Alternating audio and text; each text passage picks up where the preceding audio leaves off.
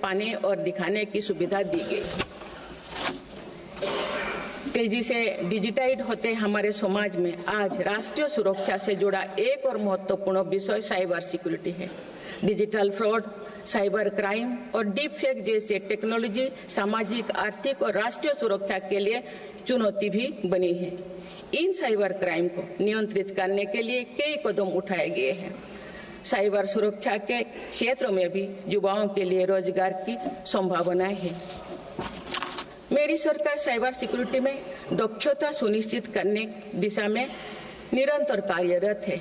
इसके फलस्वरूप भारत ने ग्लोबल साइबर सिक्योरिटी इंडेक्स में टियर 1 स्टेटस प्राप्त कर लिया है।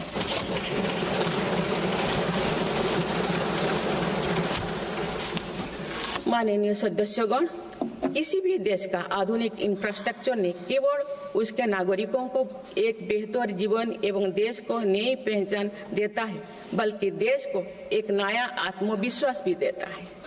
बीते दशक में भारत ने वर्ल्ड क्लास इंफ्रास्ट्रक्चर निर्माण के कई माइलस्टोन तय किए हैं। इस आधुनिक इंफ्रास्ट्रक्चर से दुनिया में भारत की छवि मजबूत हुई है। इन्वेस्टर्स का भारत के प्रति भरोसा बढ़ा है, उपयोग को बल मिला है और नए रोजगार का निर्माण हो रहा है।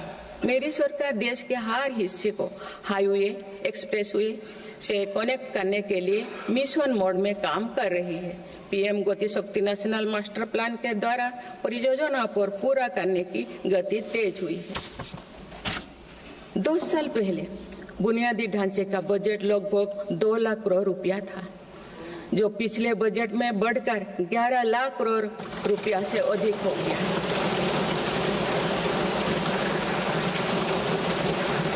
पिछले एक दशक के काम को आगे ले जाते हुए पिछले 6 महीने में मेरी सरकार ने भविष्य के इंफ्रास्ट्रक्चर में रिकॉर्ड निवेश किया है। वाडवोन में भारत के पहले डीप वाटर मेगा पोर्ट की आधारशिला रखी गई है। 76,000 करोड़ की लागत से बनने वाला ये पोर्ट विश्व के शीर्ष 10 पोर्ट में से एक है। मुझे बताते हुए खुशी हो रही है कि उधमपुर श्रीनगर बारामूला रेल लिंक परियोजना पूरी हो गई है और अब देश कश्मीर से कन्याकुमारी तक रेलवे लाइन से जुड़ जाएगा। इस महत्वाकांक्षी परियोजना के तहत चेनाब ब्रिज का निर्माण हुआ है, जो विश्व का सबसे ऊंचा रेल ब्रिज है। साथ ही आंधी ब्रिज देश का पहला रेल केबल ब्रिज बना है। सिंकुन ला सुरंग पर काम भी सफलतापूर्वक आगे बढ़ रहा है। निकट भविष्य में पूरी होने पर यह विश्व की सबसे ऊंचा सुरंग हो। इससे लद्दाख और हिमाचल प्रदेश के बीच 12मासी संपर्क बना रहेगा।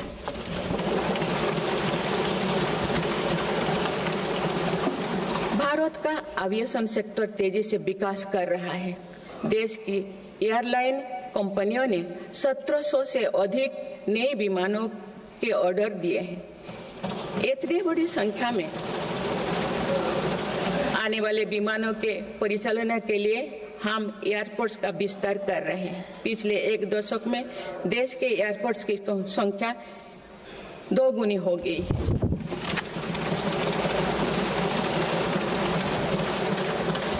माननीय सदस्यगण, विकसित भारत को गति देने के लिए हमारे शहरों को फ्यूचर रेडी बनाना आवश्यक है।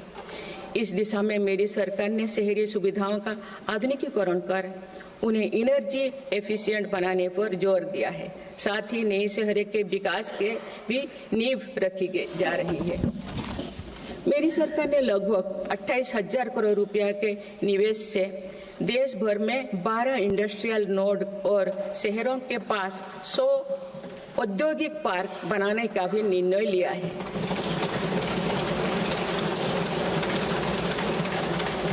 शहरी यातायात को सुगम बनाने के कार्य लगातार जारी है। दिल्ली, पुणे, ठाणे और बेंगलुरु में मेट्रो प्रोजेक्ट्स और अहमदाबाद भुज रूट पर शुरू हुई नमो भारत रैपिड रेल सर्विसेज विकसित भारत के शहरों का स्वरूप है।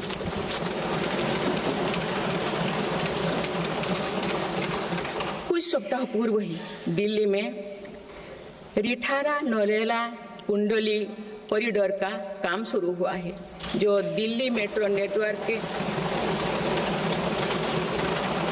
बड़े सेक्शन में से एक होगा। मेरी सरकार के निरंतर प्रयास से दिल्ली में मेट्रो टूर लगातार बढ़ रहा है। 2014 में दिल्ली एनसीआर में मेट्रो का कुल नेटवर्क 200 किलोमीटर से भी कम था। अब ये बढ़कर दुगुना से भी ज्यादा हो गया है।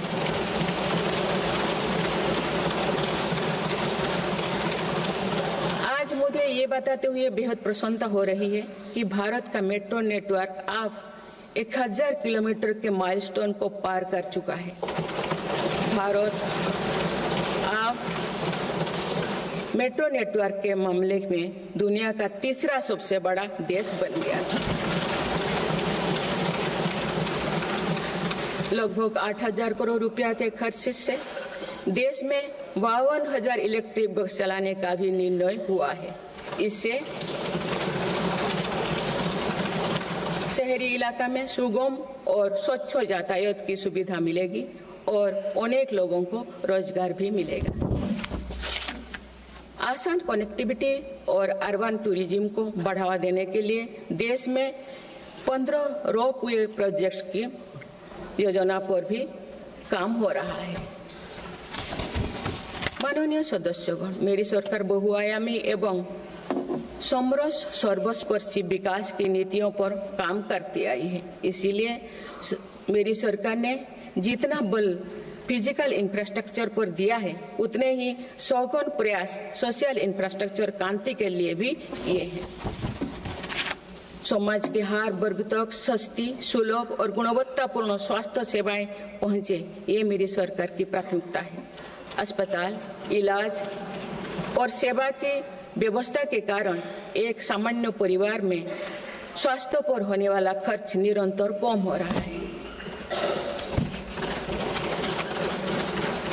देश में नागरिकों तक बेहतर स्वास्थ्य सेवाएं पहुंचाने के लिए 1,75,000 आयुष्मान आरोग्य मंदिर बने हैं।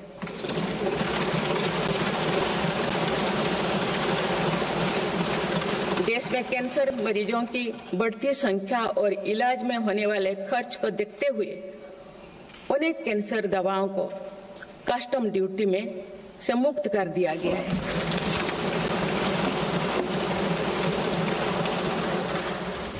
सर्वाइकल कैंसर के लिए अब तक लगभग 9 करोड़ महिलाओं की स्क्रीनिंग की जा चुकी है। मेरी सरकार के प्रयास से दिमागी बुखार से लड़ने में देश को काफी सफलता मिली है। इससे होने वाले मृत्यु दर अब घटकर 6% रह गए। राष्ट्रीय टीबी उन्मूलन कार्यक्रम के अंतर्गत टीबी के मरीजों की संख्या भी घटी है।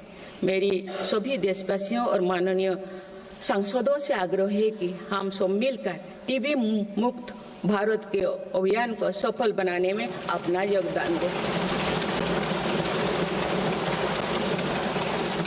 भारत में मातृ मृत्यु दर और शिशु मृत्यु दर में भी व्यापक सुधार हुआ है।